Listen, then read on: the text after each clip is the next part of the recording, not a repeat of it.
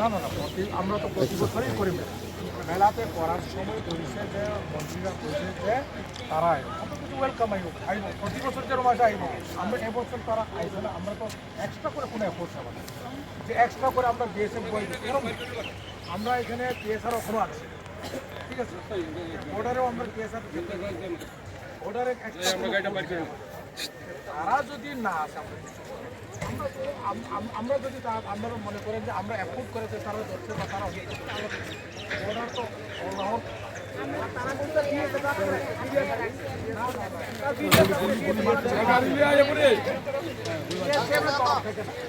তরফ থেকে আমি 100%